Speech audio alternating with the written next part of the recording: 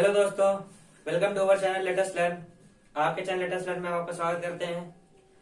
तो आज हमारा आर्टिकल का दूसरा सेशन है और कल हमने आर्टिकल के पहला सेशन लिया था और आर्टिकल में हमने आपको बता दिया था, आर्टिकल के टाइप बता दिए थे और एन का यूज बता दिया था और दा का यूज हम पढ़ा रहे थे। दा के यूज में हमने 5 रूल आपको बताए थे। एक हमने बताया था जो ऐतिहासिक इमारतें होती हैं उनके नामों के पहले हम दा का यूज करते हैं, और सेकंड हमने बताया था जो किताबें होती हैं, जो प्रसिद्ध किताबें होती हैं उनके नामों के पहले, नदियों के नामों के पहले, पर्वतों के नामों के पहले। और पर्वतों के लिए हमने बताया था कि अगर पर्वत के पहले कोई माउंट शब्द जुड़ा हुआ है तो हम उसके पहले आर्टिकल का प्रयोग नहीं करते हैं। ठीक है, तो ये कुछ हमने रूल बताए थे। आज हम छठा रूल बताने जा रहे हैं, तो देखिएगा। एक रूल हम लोगों ने और बताया था, जो प्रसिद्ध किताबें होती हैं उनके नामों के पहले भी हम दा का यूज करते हैं। ठीक है, अब आज हम लोग छठा रूल पढ़ेंगे, तो देखिएगा। तो हम क्या पढ़ा रहे थे? आर्टिकल। ठीक है, तो आज हम लोग रूल नंबर 6 पढ़ेंगे।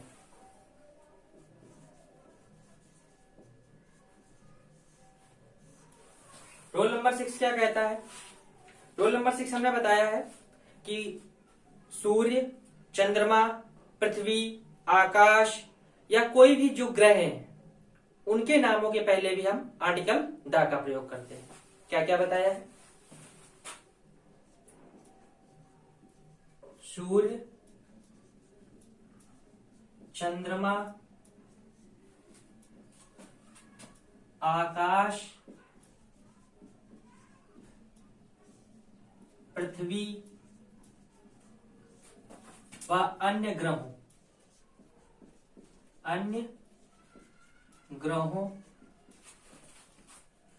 के नामों के पहले। क्या बताया हमने? सूर्य, चंद्रमा, आकाश, पृथ्वी व अन्य ग्रह, इनके नामों के पहले भी हम आर्टिकल दा का प्रयोग करते हैं। ठीक, एग्जाम्पल देख लेते हैं। जैसे एग्जाम्पल हमने कल आपको बताया भी था, the sun rises in the east. इसमें जो हमने ये आर्टिकल बताया था, और ये आपको दिशाओं के नाम के पहले भी हमने आर्टिकल दा का प्रयोग बताया था। ठीक, एक ये हो गया। यहाँ पे हम देख रहे हैं सन मतलब कि सूरज।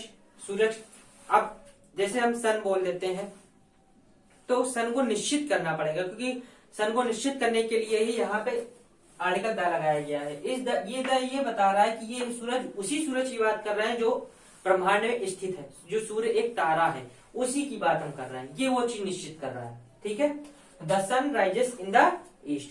अब जैसे दूसरा देखते हैं, एक और एग्जांपल लेते हैं। जैसे लिखते हैं द मून, यह भी हमने कल बताया था, the moon did not appear in the sky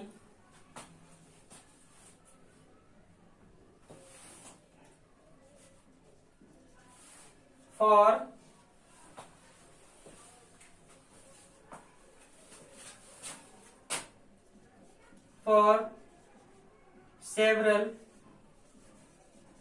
days. तो हमने क्या बताया? The moon did not appear in the sky for several days. कुछ दिनों के लिए क्या होता है, कुछ दिनों बाद चंद्रमा हमें आकाश में दिखाई नहीं देता है। ठीक है, the moon did not appear in the sky for several days. तो आप देख रहे हो यहाँ पे हमने बताया था चंद्रमा के नाम के पहले और आकाश के ही पहले हम दा का यूज लगाते हैं। ये दा यही चीज निश्चित करता है कि हम उसी चंद्रमा की बात कर रहे हैं जो आसमान में स्थित है। ठीक है, यहाँ पे मून किसी का नाम नहीं है, क्योंकि मून तो नाम भी होता है ना, मून जे इन, आपको पता होगा। ठीक है, नाम सुना होगा साउथ कोरिया के। थर्ड जैसे एक एग्जांपल देखते हैं, लिखते हैं the earth moves around the sun. ये देखिए, अर्थ और सन के पहले हमने आर्टिकल दा लगाया। और आप एक चीज देख रहे होंगे, हमने अर्थ का ई कैपिटल बनाया हुआ है, सन का एस कैपिटल बनाया हुआ है, और यहाँ पे मून का एम भी कैपिटल ही बनेगा। ओके, ये किस लिए? क्योंकि ये एक प्रॉपर नाउन होते हैं। क्या होते हैं? ये एक प्रॉपर नाउन होते हैं। और प्रॉपर नाउन हमने जब नाउन का चैप्टर पढ़ाया था तो उसमें बताया था, जो प्रॉपर नाउन होते हैं उनको हमेशा कैपिटल लेटर में लिखा जाता है, ये उनकी पहचान होती है। ओके, समझ में आ गया इतनी बात? कोई दिक्कत? चलिए नेक्स्ट देखते हैं। नेक्स्ट रूल क्या है? रूल नंबर 7 देखते हैं।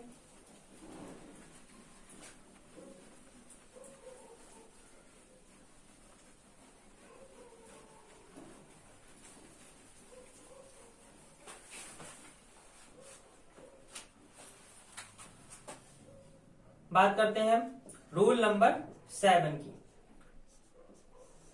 रूल नंबर 7 क्या कहता है? जितनी भी सरकारी एजेंसियां होती हैं, जो भी सरकारी एजेंसियां होती हैं, उनके नामों के पहले भी हम आर्टिकल द का प्रयोग करते हैं। क्या बताया हमने? सरकारी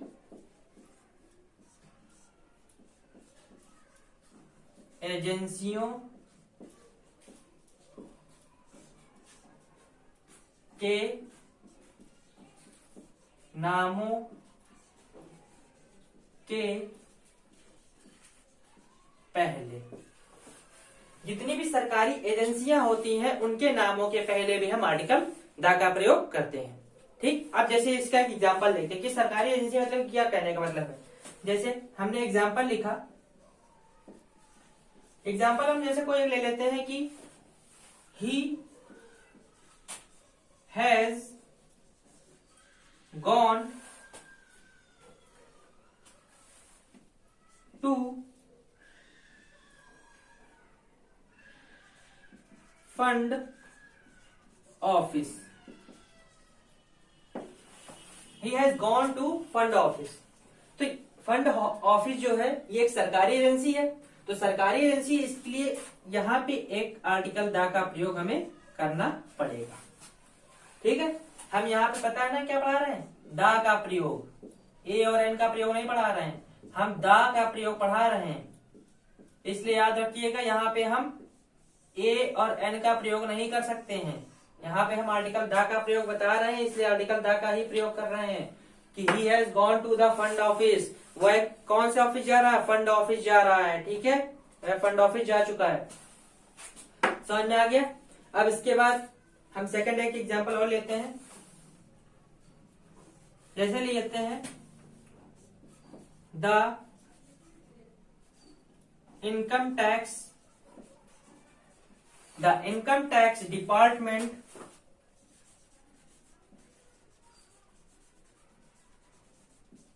is working properly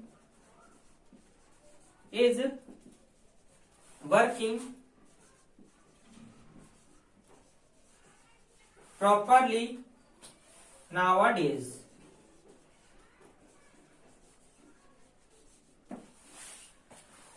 The income tax department is working properly nowadays. तो इनकम टैक्स डिपार्टमेंट ये एक सरकारी एजेंसी है, गवर्नमेंट ऑफिस है, इसलिए इसके पहले हमने आर्टिकल द का प्रयोग किया। ओके, तो आपको ये दोनों रूल समझ में आ गए? जो हमने दोनों रूल बताए। पहला रूल हमने क्या बताया? हमने पहला रूल बताया कि सूर्य, चंद्रमा, पृथ्वी, आकाश और जो भी ग्रह होते हैं उनके नामों के पहले भी हम द का प्रयोग करते हैं। और आपको पता है, जितनी कोई अगर आकाश गंगा है, जैसे प्रॉक्सिमा सेंचुरी वगैरह है, अगर ये भी लिखा है तो उसके लिए भी हम आर्टिकल द का प्रयोग लगा सकते हैं। ठीक है, तो सेकंड है जैसे सरकारी एजेंसियों के नामों के पहले कोई भी सरकारी एजेंसी अगर आपको दे दी जाती है, केडीए वगैरह कुछ भी आपको मतलब कोई सरकारी एजेंसी अगर आपको दे दी जाती है तो उसके पहले भी आप आर्टिकल दा, जैसे पोस्ट ऑफिस लिखा है तो उसके पहले भी आप आर्टिकल दा लगाएंगे, फंड ऑफिस लिखा है तो आर्टिकल दा लगा सकते हैं, इनकम टैक्स डिपार्टमेंट लिखा है तो भी आप आर्टिकल दा लगा सकते हैं, नारकोटिक डिपार्टमेंट लिखा है तो भी आप आर्टिकल दा लगा सकते हैं। मतलब कोई भी सरकारी एजेंसी हो तो उसके पहले आप आर्टिकल दा का प्रयोग लगाएंगे। और हमने जैसे बताया कि सूर्य चंद्रमा तारे या कोई भी ऐसी जो ब्रह्मांड में सिर्फ एक है, ठीक, उसके अलावा वो कोई नहीं है, तो आप उसके लिए आर्टिकल दा का प्रयोग लगाएंगे। समझ गए? याद रखिए दा का प्रयोग किसके लिए करते हैं, किसी स्पेशल चीज के लिए, मतलब जो चीज वो सिर्फ इकलौती हो उसके लिए हम आर्टिकल दा का प्रयोग करते हैं। मतलब 100 लोगों में वो अलग दिखे, वो होता है, उसके लिए हम आर्टिकल दा का प्रयोग करते हैं। ठीक है, अब आगे देखते हैं 8 नंबर रूल देखते हैं, समझ में आ गया होगा ये। ठीक है, अब 8वां नंबर रूल। अगर आपको हमारा सेशन अच्छा लग रहा हो आर्टिकल का तो प्लीज इसे लाइक करिए और ज्यादा से ज्यादा लोगों में शेयर कीजिए ताकि और ज्यादा से ज्यादा लोग जुड़ सकें।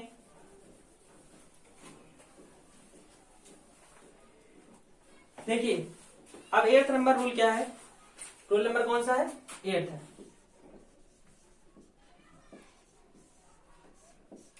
देखिए रूल नंबर 8 क्या कहता है, जैसे कोई प्रांत है या कोई शहर है या कोई भी चीज है, ठीक, उसका नाम अगर उसकी भौगोलिक स्थिति के आधार पर पड़ता है, किसके आधार पर पड़ता है, भौगोलिक स्थिति के आधार पर। जैसे कि पंजाब है, पंजाब का नाम पंजाब पड़ा क्यों, क्योंकि वहां से 5 नदियां गुजरती हैं। समझ रहे हैं, 5 नदियों का समूह है वहां पे, इसलिए उसको पंजाब कहा जाता है।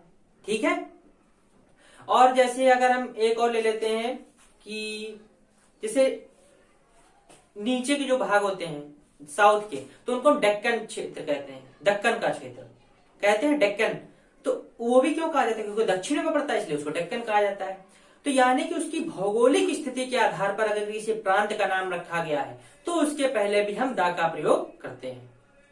समझे? अब उत्तर प्रदेश के पहले हम क्यों नहीं दा का, क्योंकि इसका कोई भौगोलिक स्थिति के नाम पे नहीं रखा गया है। ठीक है, तो जिसका नाम उसकी भौगोलिक स्थिति के आधार पर रखा गया है तो उसके लिए हम दा का प्रयोग करते हैं। ठीक है, तो हमने क्या बताया, देखिए रूल कहता है भौगोलिक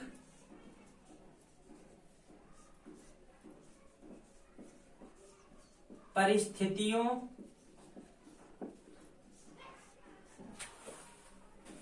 के आधार पर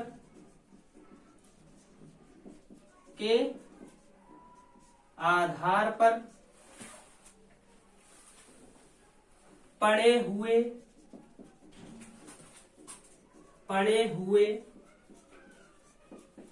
प्रांतों के नामों के पहले। ठीक, जैसे इसके लिए एक एग्जाम्पल देखते हैं, हम एग्जाम्पल लेते हैं। जैसे हमने बोला कि द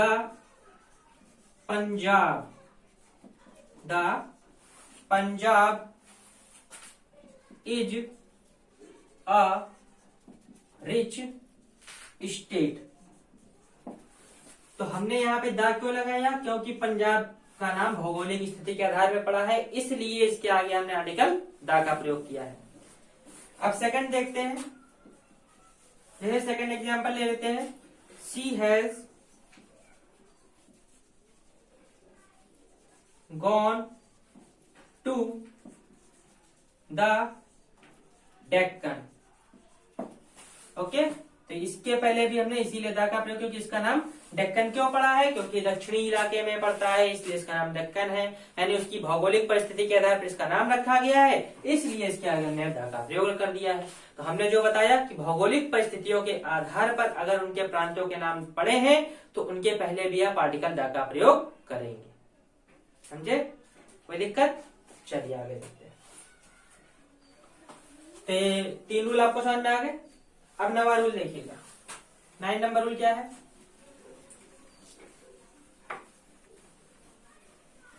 अगर आपको हमारे सेशन में कोई भी प्रॉब्लम आ रही है तो हमारे कमेंट सेक्शन में आप कमेंट कर सकते हैं और आप हमें बता सकते हैं, तो हम अगले जो वीडियो बनाएंगे तो उस वीडियो में आपकी वो जो भी प्रॉब्लम्स होंगी वो हम क्लियर कर देंगे। ओके, जैसी भी प्रॉब्लम हो वो आप हमें कमेंट कर दीजिए, उसका जवाब हम आपको तुरंत जल्द से जल्द देंगे। ओके, तो अब 9 नंबर रूल क्या कहता है वो देखिएगा। क्या रूल है? Rule number 9। देखिए रूल नंबर 9 ये चीज हम पहले ही बता चुके हैं। रूल नंबर 9 में बताया होगा कि जैसे सुपरलेटिव डिग्री की बात कर रहे थे जब हमने बताया था कि एडजेक्टिव की 3 डिग्री होती हैं, पॉजिटिव, कंपैरेटिव, सुपरलेटिव। तो हमने बताया था सुपरलेटिव डिग्री अगर अपने पहले दा रखती है, क्या रखती है? दा रखती है, बताया था। आगे ईएसटी वगैरह जो भी रखती है, तो वो चीज तो बहरहाल हम एडजेक्टिव में ही पढ़ाएंगे। जब हम एडजेक्टिव पढ़ाएंगे तो आपको ज्यादा समझ में आएगा कि ये सुपरलेटिव डिग्री का यूज कैसे होता है, कहाँ होता है, क्यों होता है, तो वो चीज अलग होगी। लेकिन अभी हम जो बताने जा रहे हैं कि जो अभी सिर्फ आपको इतनी बात समझनी है कि जो सुपरलेटिव डिग्री होती है उसके पहले भी हम आर्टिकल दा का प्रयोग करते हैं। देखिए क्या बताया हमने, सुपरलेटिव डिग्री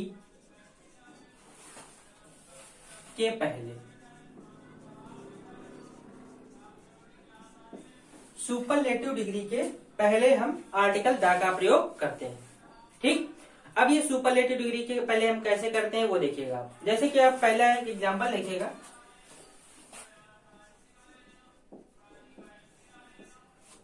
लिखा है Ram is the best boy in the class. तो हमने यहाँ पे आर्टिकल का प्रयोग इसलिए किया, क्लास में तो बहुत सारे बच्चे हैं, ठीक, लेकिन उसमें राम स्पेशल क्यों? क्योंकि वो राम बेस्ट है, Ram is the best boy, Ram सबसे अच्छा लड़का है क्लास में। तो इस दा से क्या निश्चित हुआ कि राम क्लास में सबसे अच्छा है, इसलिए दा का यूज हुआ है। ठीक है, सेकेंड एक्स का एग्जाम्पल देखिएगा। ये सेकेंड एग्जाम्पल हम लेते हैं, Rekha is the tallest girl in, Rekha is the tallest girl of the village. Rekha is the tallest girl of the village. तो आप यहाँ पे देख रहे होगे कि आर्टिकल का प्रयोग यहाँ पे किया गया है सुपरलेटिव डिग्री के पहले। ओके,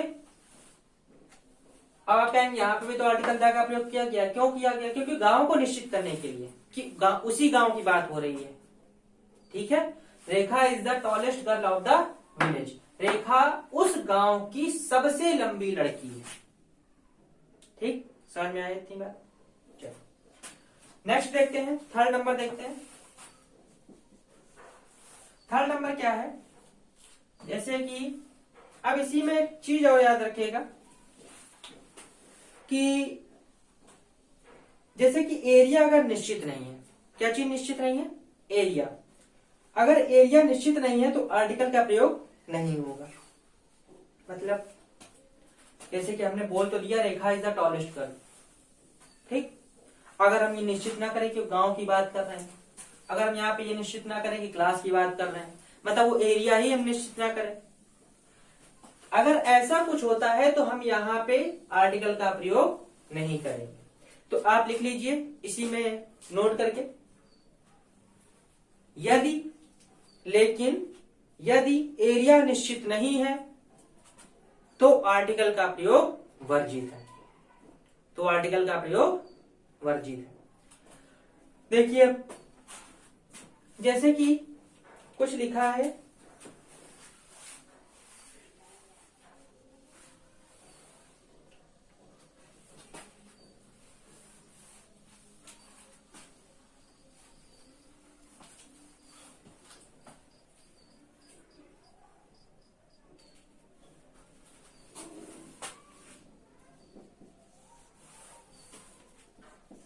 यहां पे लिख देते हैं जैसे Ravi is the most amusing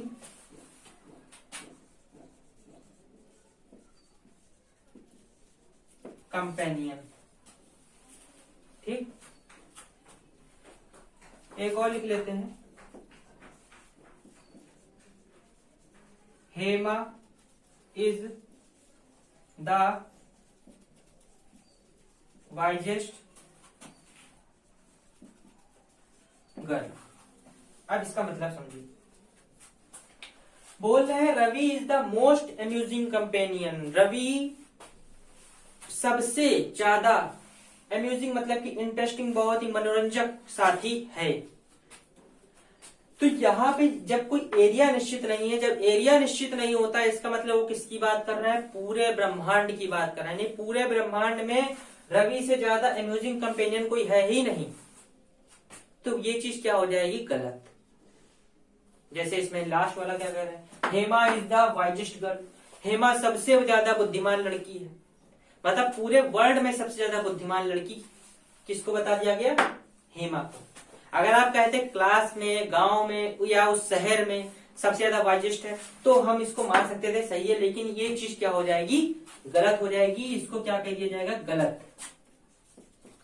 क्यों कह दिया गया? क्योंकि यहाँ पूरे यूनिवर्स की बात कह दी गई। पूरे यूनिवर्स में सबसे ज्यादा अम्यूजिंग पर्सन रवि है और पूरे यूनिवर्स में सबसे ज्यादा बुद्धिमान लड़की हेमा ही है। तो ये चीज तो गलत है ना। तो इसको सही कैसे करेंगे? देखो, इसको सही करने का सबसे आसान तरीका है, आप ये दा को हटाइए, इसकी जगह आप आर्टिकल लाइए। लेकिन कौन सा आर्टिकल लाइए वो देखिए। यहाँ पे आर्टिकल दा का प्रयोग वर्जित है, लेकिन आर्टिकल ए का प्रयोग तो वर्जित नहीं। यहाँ पे भी आर्टिकल दा का प्रयोग वर्जित है, लेकिन ए का प्रयोग तो वर्जित नहीं है। तो इसलिए Ravi is a most amusing companion. Ravi एक सबसे ज्यादा अम्यूजिंग कंपेनियन है, ये बिल्कुल सही हो। हेमा भी एक बहुत ज्यादा बुद्धिमान लड़की, ये कह सकते हैं कि हेमा एक बहुत ज्यादा बुद्धिमान लड़की, लेकिन अगर हम ये कहें कि पूरे यूनिवर्स में हेमा सबसे ज्यादा बुद्धिमान लड़की है, तो वो गलत होगा। तो आई थिंक कि आपको जो हमने 5 रूल बताए आपको समझ में आ गए होंगे। ठीक है, अब जो हम आर्टिकल का जो नेक्स्ट सेशन लेंगे, तो उसमें कुछ स्पेशल पॉइंट्स हैं जो कि बहुत ज्यादा पूछे जाते हैं। तो इसलिए कल की क्लास अटेंड करना मत भूलिएगा, ये बहुत ही ज्यादा जरूरी है और इनसे बहुत ज्यादा ही पूछे जाते हैं। जितने भी एरर्स होती हैं इनसे बहुत ज्यादा पूछी जाती हैं, इसलिए वो स्पेशल पॉइंट्स जरूर नोट करिएगा। तो आज के लिए इतना ही रखते हैं, और अगर आपको हमारा सेशन बहुत अच्छा लगा हो तो इसे लाइक करिए और ज्यादा से ज्यादा लोगों को शेयर कीजिए। ठीक है, और हमारा सेशन आपके हर जितने भी कंपटीशन एग्जाम्स होते हैं उन सब के लिए इम्पोर्टेंट है, चाहे वो आपके सुपर टेट हो, यूपी टेट हो, सी टेट हो, कोई भी एग्जाम हो, सीडीएस हो, चाहे एसएससी हो, हर तरफ से ये जो हमारा सेशन है सब चीज के लिए इम्पोर्टेंट है। इसलिए इस सेशन को देखते रहिए। Thank you, tata, bye bye.